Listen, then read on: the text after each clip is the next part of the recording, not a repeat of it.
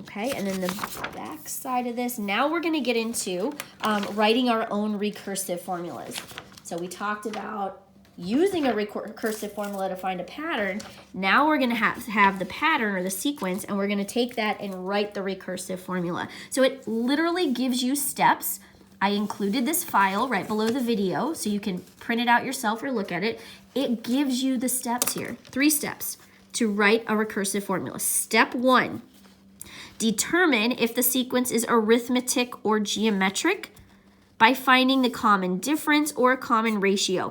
If it's geometric, it will have a common ratio. If it's arithmetic, it will have a common difference, right? So for all sequences, if it's arithmetic, let's say I had 2, 4, 6, 8. This is arithmetic because I'm adding the same thing over and over. To figure that out, I'm going to start with the second term and subtract the first. So 4 minus 2 equals 2. So the common difference here is 2, right? So here I added 2, and I'm going to do the same thing here, add 2. I call it the common difference because to find that number, I took the second number and I subtracted the first. If it's geometric, so 2, 4, 8, 16.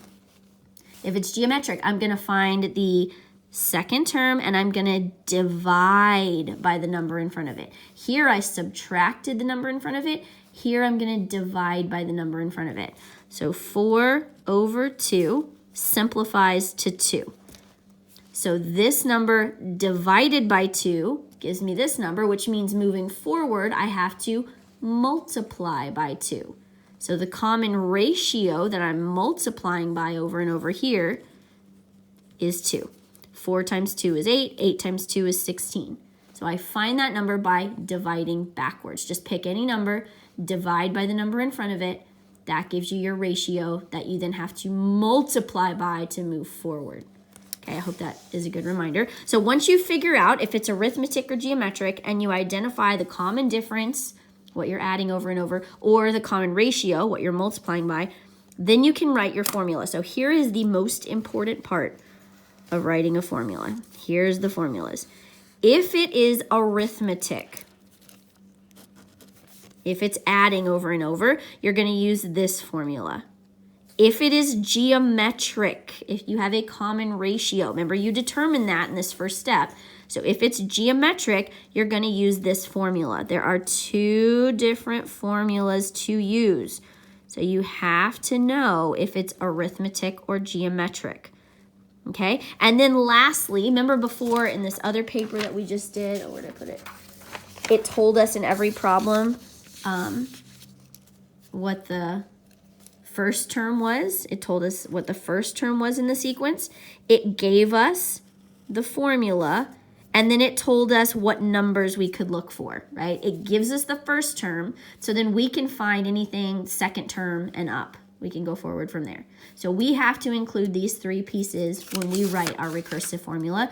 So in the last step, it says state the first term, so A1 equals, and the domain. So for all of them, it's going to be n is greater than or equal to 2 for every single one. So we're going to come up with our equation, and then we're going to say what the first term is, and that the number of term we can find after that has to be 2 or greater. All right, so let's do some examples. Let's work on it.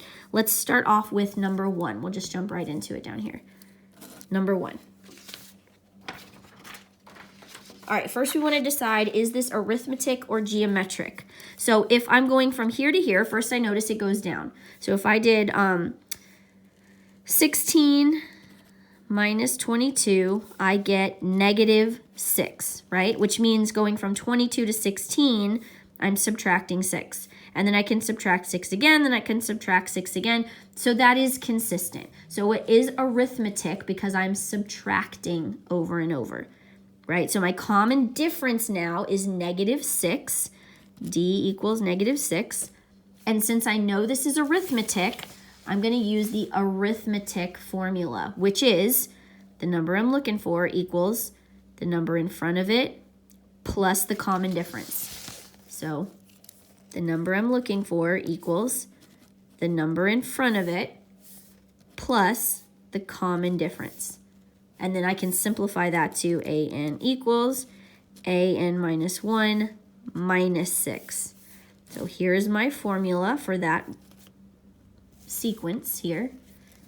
And my first term is 22. A1 equals 22. And I'm looking for all the numbers bigger than the first term. So these are the three things I need to include in my answer. So I'm going to say A1 equals 22. My formula is an minus 1 minus 6. And the number I can find after that has to be anything 2 or greater. Okay, let's do the next one. Number 3. 5, 15, 45, 135. All right, so if I go from 5 to 15, I added 10. If I add 10 again, I get 25, and oh, that's not what I have. So this can't be arithmetic because I'm not adding by the same amount over and over. So then I say, okay, it must be geometric.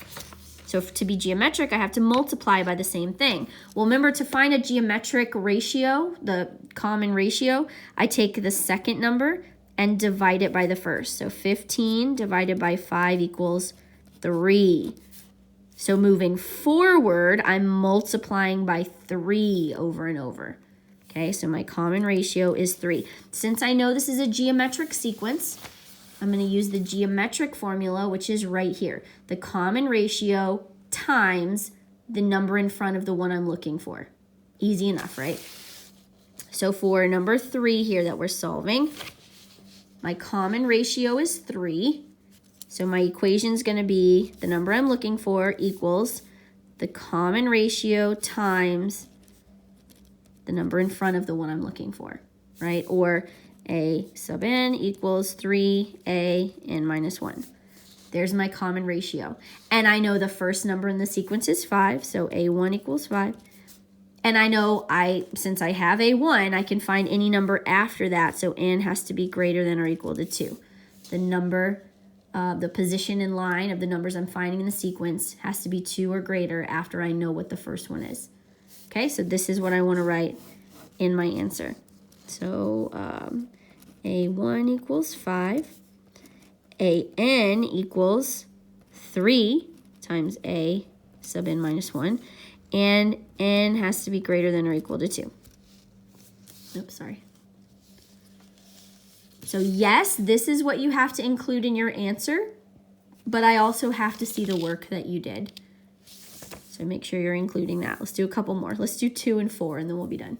All right, for number 2, -8 to -3, I added 5. -3 plus 5 is 2. 2 plus 5 is 7. So this is arithmetic because I'm adding over and over. So since I'm adding, the common difference is 5. The first term I know, a1, is -8.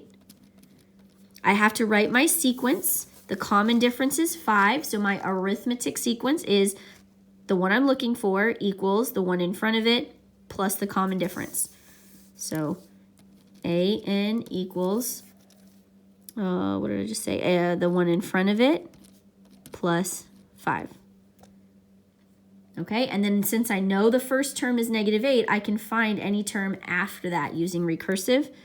So n has to be greater than or equal to 2. I'm telling you, this part's redundant. Silly to have to write. And then lastly, number 4. This looks like a geometric probably. I'm going from 243 down to 81. So that doesn't, if I subtract, I'm obviously not subtracting by the same thing. Here to here, I'm subtracting a lot. Here to here, I'm not subtracting as much. So this is not going to be arithmetic. It's going to be geometric. To figure out the common ratio, what I'm multiplying by, I take the second term in the sequence, 81, and I divide it by the number in front of it, 243. Okay, so now I can simplify that. I happen to know the top and the bottom can both be divided by 9, probably a number bigger than 9, but I'm going to start there. So 81 divided by 9 is 9. 243 divided by 9 is 27. So yes, I can simplify that even more, right? I can divide that by 9. I can divide that by 9. I get 1 over 3. So here my common ratio is 1/3. It means I'm multiplying each of these numbers times 1/3 to get the next number. which is the same thing as just dividing by 3, right? I'm just dividing by 3 over and over. But my common ratio, R, is going to be 1/3. That number I'm multiplying by over and over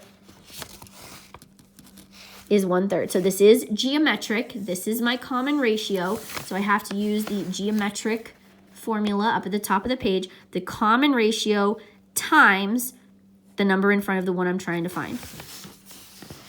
So first term in the sequence, A1 equals 243. A sub n equals the common ratio times the number in front of the one I'm trying to find. And then, of course, n has to be greater than or equal to 2. Right? Seeming a little easier, a little bit, I hope. Let's just do one more, just for the heck of it. Why not? Number 6. First term in the sequence is 8, so A1 equals 8. Then I have to figure out, is it geometric or arithmetic? Well, to get from 8 to negative 20, I had to subtract 28. If I subtract 28 again, I should get negative 48, but that's not what I have. I have positive 50. So this must be geometric. So to figure out what the geometric ratio is, I start with the second term and divide it by the first.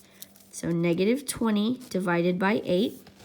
And I can simplify that. I can divide the top and the bottom by 4. Negative 5 over 2. So this is my common ratio. This is what I'm multiplying by to get from one number to the next, right? 8 times negative 5 over 2 equals negative 40 over 2, which is equal to negative 20. Right? So negative 20. And then if I multiply negative 20 times negative 5 over 2, negative 20 times negative 5 is 100 over 2, which is 50. So I started with 8, then I got negative 20, then I got 50. 8, negative 20, 50. So definitely our common difference is negative 5 over, our common ratio is negative 5 over 2. So I'm going to use my geometric formula, the common ratio times A sub n minus 1. And then, of course, the numbers I'm looking for have to be anything bigger than the first term. Okay, so for your two formulas for arithmetic and geometric, arithmetic is starting with the first term in the sequence and adding your common difference. The geometric sequence is starting with your common ratio and multiplying by the first term in the sequence. So here the first term is being added with the common difference. Here the first term is being multiplied by the common ratio. Okay, so know the difference between the two. Let me know if you guys have questions. I know this is kind of a complex lesson. It's not difficult, and I hope I'm doing an okay job relaying what you're supposed to do. It's really not difficult, but it is complicated, so don't feel bad if you're having a tough time with it. Please, please, please ask for help, and I'm happy to help you. And tune into the live Q&A this week, too, and we'll go over it, okay? Let me know if you have questions.